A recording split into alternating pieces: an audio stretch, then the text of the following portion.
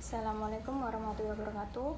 Yang terhormat kepada Ibu Tina Rahayu selaku dosen pembimbing mata kuliah pelatihan dan pengembangan sumber daya manusia dan rekan-rekan mahasiswa yang berbahagia. Sebelumnya perkenalkan, nama saya Septiani Dwi Rahayu selaku moderator kelompok 4 dan beserta kelompok yang terdiri dari pertama Maulana Indra Lesmana NIM 2019-11340, yang kedua Iqbal Rizky Gumelar NIM 2019-345, yang ketiga Maulana Ahsan NIM 2019-11349, dan yang keempat Dinda Rizky Alfiani NIM 2019-11352, dan yang kelima Revana Nur Hidayah NIM 2019-11365. Adapun topik yang akan kami bahas pada pertemuan kali ini yaitu tentang menciptakan lingkungan belajar yang akan disampaikan oleh rekan saya Revana Nur Hidayah. Saya Revana Nur Hidayah NIM 2019-11363. Yang pertama, saya akan menjelaskan penetapan tujuan pelatihan. Setiap tujuan untuk pelatihan harus berkaitan dengan satu atau lebih PKKC atau pengetahuan, keterampilan, kemampuan, atau ciri lain yang diidentifikasi dalam analisis tugas yang seharusnya menantang, akurat, bisa dicapai, dan dipahami oleh semua. Tujuan pembelajaran dalam pelatihan mendeskripsikan kinerja peserta yang diinginkan oleh pelatih atau praktisi HRD. 3 komponen tujuan pembelajaran yang baik. Yang pertama, perilaku atau kinerja yang dapat diamati. Contohnya, waktu yang ditargetkan, tingkat kesalahan yang dapat diidentifikasi. Yang kedua, kriteria yang dapat diukur. Contohnya, presentase ketepatan. Dan yang ketiga, kondisi kerja. Contohnya yaitu spesifikasi kapan perilaku itu terjadi. Selanjutnya, contoh kinerja untuk tujuan pembelajaran. Yang pertama, kognitif. Contoh yang pertama yaitu pengetahuan atau mengingat informasi, yaitu menyusun, mendefinisikan, mendaftar, mengingat, dan mengulang. Yang kedua, pemahaman atau menafsirkan dalam bahasa sendiri, yaitu mengklasifikasi, mendistribusikan, menjelaskan, meninjau, dan menerjemahkan. Ketiga, penerapan atau menerapkan pada situasi baru, yaitu menerapkan, mempersiapkan, dan memberi contoh. Yang keempat, analisis atau mengurai menjadi bagian-bagian dan menunjukkan hubungannya, yaitu menganalisis, mengkategorikan, membandingkan, membuat diagram, dan menguji.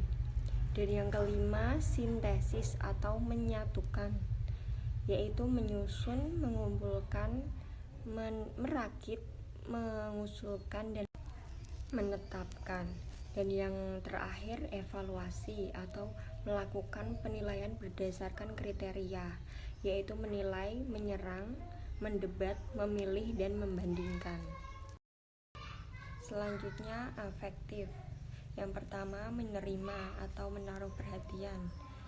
Contohnya menyimak, mempersepsi, dan waspada. Yang kedua, merespon atau partisipasi minimal. Contohnya membalas, menjawab, menyetujui, dan mematuhi.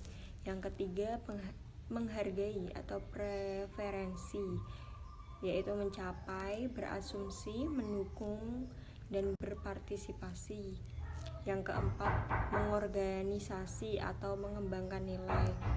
Contohnya menghakimi, menentukan, mengidentifikasi, dan menyelesaikan. Dan yang kelima, menjadi karakter atau filosofi hidup secara keseluruhan, yaitu percaya, mempraktikkan, dan menjalankan. Yang ketiga, psikomotor. Yang pertama, refleks atau gerakan tidak disengaja. Contohnya mengeraskan, memperpanjang, dan melenturkan. Yang kedua, gerakan dasar atau gerakan sederhana. Contohnya merangkak, berjalan, berlari, dan menjangkau. Yang ketiga, persepsi atau respon terhadap rangsangan. Contohnya memutar, membengkokkan, dan menyeimbangkan. Yang keempat, kemampuan fisik atau gerakan psikomotor, yaitu memindahkan benda berat, membuat gerakan cepat. Yang kelima, gerakan terampil atau gerakan lanjutan yang dipelajari.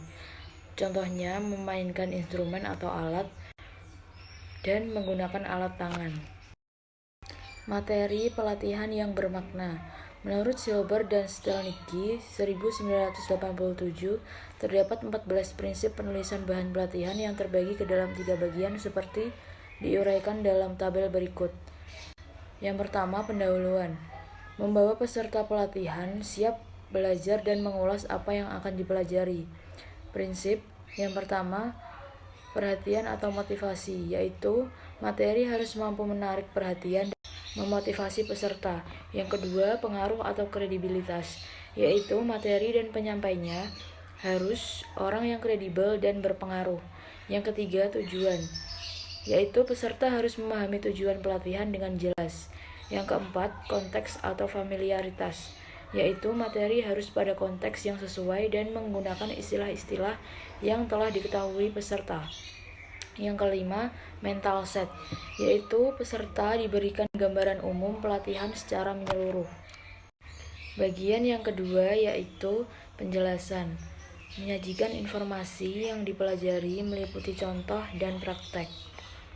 Prinsip yang keenam, pengelompokan atau chunking, yaitu karena adanya keterbatasan manusia dalam menyerap informasi, maka harus dilakukan pengelompokan istilah agar lebih mudah diingat oleh peserta.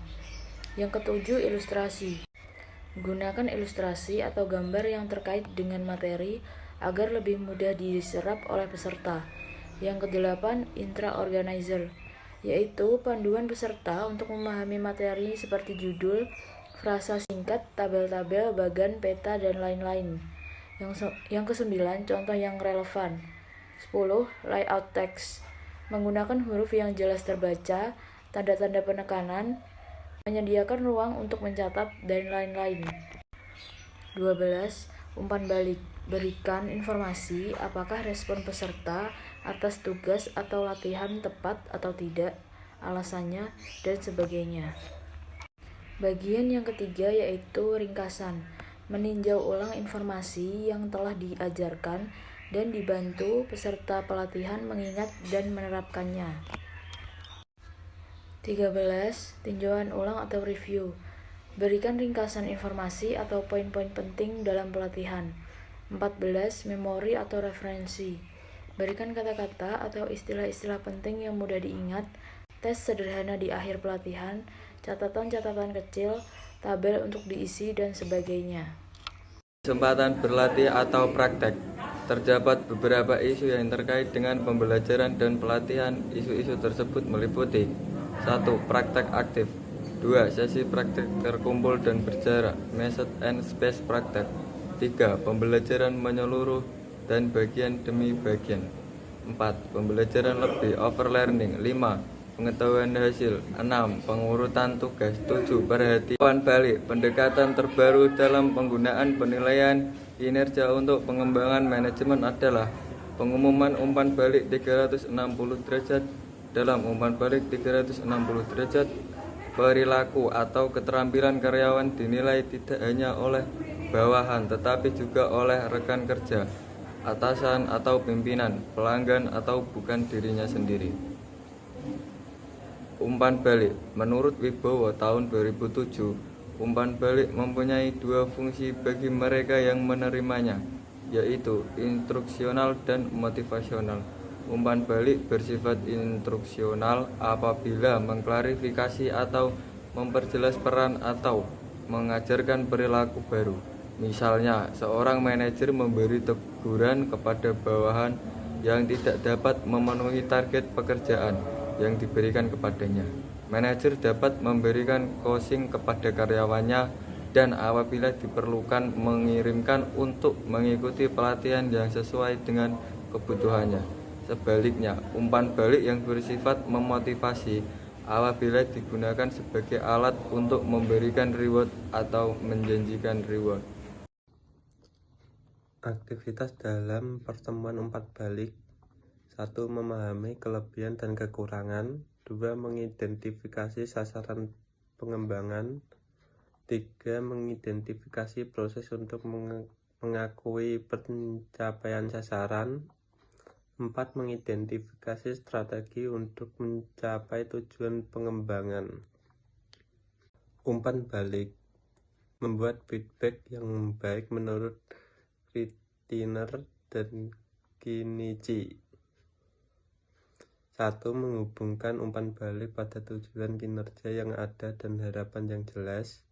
2. Memberikan umpan balik secara spesifik terikat pada perilaku yang dapat diamati. 3. Menghubungkan umpan balik pada bidang yang menjadi hasil utama. 4. Memberikan umpan balik segera mungkin. 5. Memberikan umpan balik positif untuk perbaikan proses kinerja, bukan hanya hasil akhir. Oke, untuk yang selanjutnya, beberapa peluang di mana umpan balik perlu diberikan selama pelatihan. Yang pertama, anggota tim tidak mengerti arah yang mereka tuju dan ketika mereka tidak paham mengenai kinerja kompeten dalam karakteristik tertentu. Yang kedua, mereka kurang kesadaran diri dan tidak melihat diri dengan cukup jelas untuk memperbaiki kinerja. Yang ketiga, kinerja mereka terlalu mengkritik diri sendiri atau ketika mereka terfokus hanya pada interpretasi atau pandangan saja. Yang keempat, ketika keyakinan mereka menghambat dan menahan mereka untuk maju. Yang kelima, ketika mereka tak termotivasi untuk berubah, tergoda untuk kembali secara lama atau membutuhkan penghargaan atas usaha-usaha mereka. Yang keenam, ketika mereka tidak belajar dari pengalaman mereka. Untuk yang selanjutnya, sumber referensi dari kelompok kami mengenai materi tersebut. Oke, sekian dari saya. Terima kasih. Wassalamualaikum warahmatullahi wabarakatuh. Sekian dari kelompok kami. Bila ada kesalahan atau salah kata, mohon dimaafkan. Akhirul kalam. Wassalamualaikum warahmatullahi wabarakatuh.